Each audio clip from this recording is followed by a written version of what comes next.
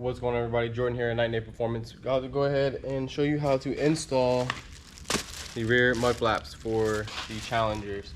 The other side I've already done, but real quickly, this is a Mopar OEM one. You can get it from the dealership, online, but some of the newer cars don't really come with them. This is a 2023 last call, and it didn't have it on there. So we're gonna go ahead and install them on for the customer because he wants them on there. If your tires are always super clean, depending on what type of tire shine you throw on your car, it'll throw it back on the paint, and you just don't want that, especially if your car stays in, like, you know, a really clean condition. If the roads are dirty, you just don't want that stuff on your paint. This car has already been ceramic coated and paint corrected, so it's justifiable for a reason why he would want them on there. But like I said, some cars, they just don't have them on. They might be in the trunk, they might not be, but his are in the trunk in the plastic from Dodge. So we're gonna go ahead and install those real quick. It came with the hardware as well, which for these, you'll need, it'll come with like 3 screws and 3 little clips for the screws to screw into. Nothing crazy. As you can see, this car here, it has, you know, wheel lights on it, extra. Car likes to be flashy. Ain't nobody knocking them for it. But first, we're gonna go ahead and take the wheel off. If you have the wheel lock, make sure you have the wheel lock. If you want to go ahead and use the 7/8 to take off the lug nuts, 7/8 is preferred. That way the lug nut does not get stuck inside of the socket. Go ahead, it fits right perfect. You know, no issues. You can have a little bit of play, but not enough play for it to spin and strip the lug nut. So which is why we use 7/8. And then of course, make sure you have your wheel lock so you can go ahead and get that lock off the wheel.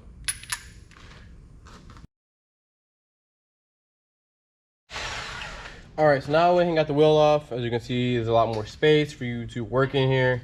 Like I said, the wheel light is already here, but I'm gonna go ahead and change that over to white real quick so you can see everything that I am doing.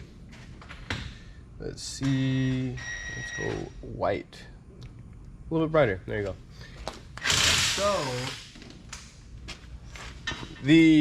on the actual mud flap itself, right, once you fit it to the actual car, there are little notches in it. You can go ahead and sit it on, do a dry fit before you actually just start screwing and drilling stuff, because if you do that, you're gonna regret it, I promise you. So once you do a dry fit, right, you're gonna see it's gonna line up with some of the push pins that are already there, which are only the top 2. These 2 right here, which is this one and this one, you do not touch. Just this one and this one right here.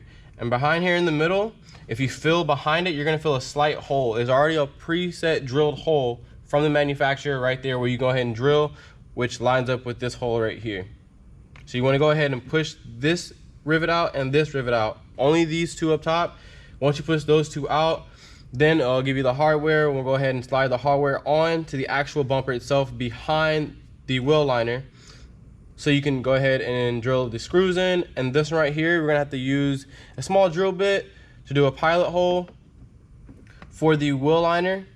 And like I said, you can do it with this mud flap right here, so that way you know exactly where you're drilling, because there is a preset hole, and if you feel behind the wheel liner, there's a hole right there.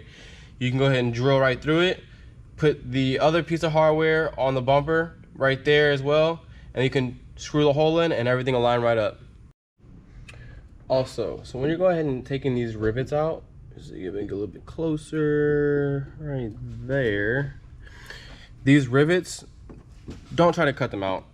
It's just not, you can do it if you want to, but it's not gonna be worth the time. It's not gonna be worth having to buy a new wheel liner. It's just not worth it. So take like a Phillips or a flathead, preferably a Phillips that's small enough, and you just want to go ahead and punch them out. It's gonna take a little bit of force, but once it pops out, it's out. There's gonna be like a little small piece of plastic that comes out of it. Then you can just go ahead and pull it right out, just like that. It takes a little bit of force, but don't worry if you hear like a crack. Just be very gentle with it. If you hear like a little crack, it's probably the rivet on the back end falling out. Once again, once you put the Phillips right inside the center circle, hit it a few times with your hand, like there. It popped, right? Pull that back out, If you can use your hand, cool. If not, you have a pry tool, use the pry tool, but these are easy enough. Takes them right out, just like that.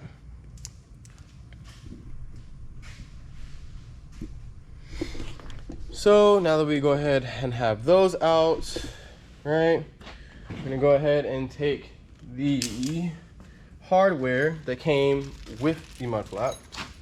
And the hardware should have been in the box with the mud flaps themselves. They might have not been, but they should have been. And like I said, there are the little backings for the screws to go into and the screws.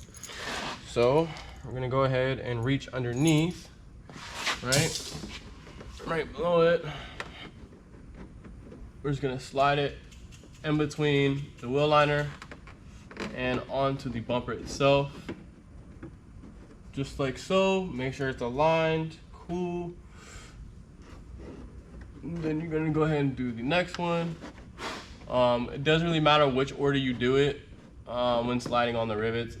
It's just sliding on the backings for them. It's not that crucial as long as they're on and they're centered for when you go ahead and screw it in. Everything works just perfectly fine. So those are already in. Okay, so now that those are in, right, you want to go ahead and take the mud flap itself. Once again, make sure it is aligned on dry fit. Now that you've already punched the rivets out, I mean, you can get new rivets, but make sure that it sits. Look at it. Cool, it looks flush, it looks good. Now you want to go ahead and take your drill. I'm using a little step bit because it's just easier and it was already on the drill for me. Just do a small pilot hole. Make sure the top two are aligned before I start drilling. That way I don't have to worry about, oh, is it going to be aligned? Is it not going to be aligned? Correct? And then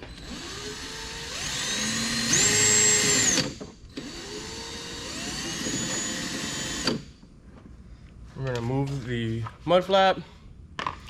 Set that right there on the lift. And then you can fill in the back end and you'll fill the hole directly behind it, right? And you just wanna make sure that the hole is cleaned up. Right. If you want, you can go ahead and make sure the holes are about the same size on the front end and the back end. If you don't, that's fine, but that's how I do them just because, you know, for peace of mind, I don't have to worry about it. I know that they're all the same size. I don't need to fish around, put the screw in. It's real quick and simple for me. So we're gonna go ahead and put the third. Oh, where is it at? A little low, slide up just a tad bit. All right, let's pull all that excess out. And it's in. Now we're gonna take the mud flap along with the screws. Make sure that notch on the bottom is in. It aligns just like so.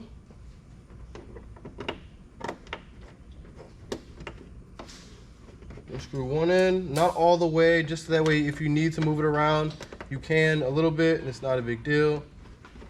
That one, and lastly, the bottom one. All right, once those are all there, go ahead and take your screw, your Phillips head. One, two,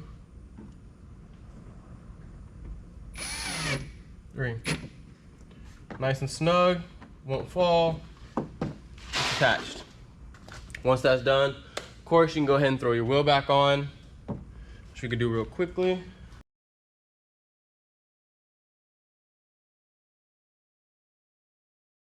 And that's pretty much how you go ahead and install the mud flaps for a 2023 Dodge Challenger or any Challengers, I guess, in older years or older model.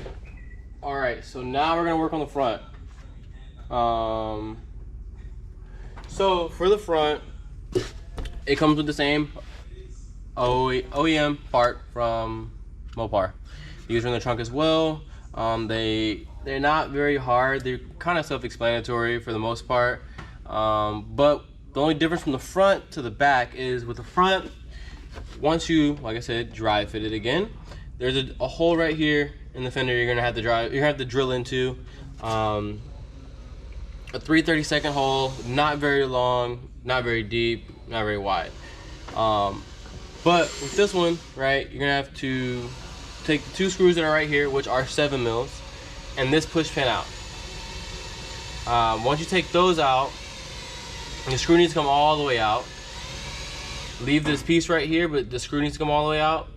And for that way, you can take out the little plastic squares that are behind this, which we're gonna go through real quick, and then drill a little hole. Like I said, if you dry fit it again, you're gonna drill a little hole that's right up here for this piece, this small hole right there. And then you can put the backings in for the screws again. But we're gonna go over that and do everything real quick. First, go ahead and get these little screws out.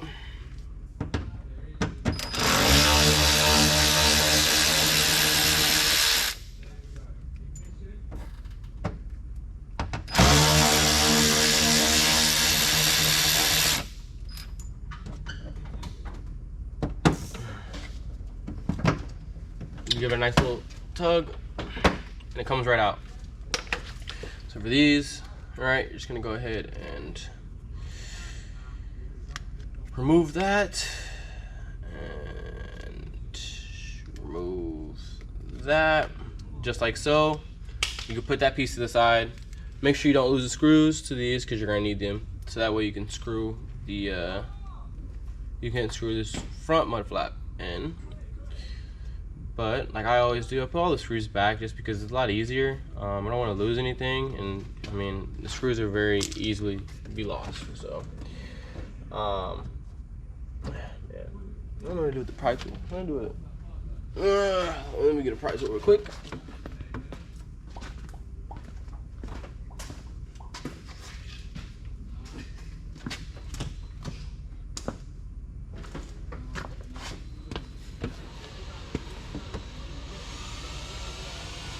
Alright, pop that out, pop this one out.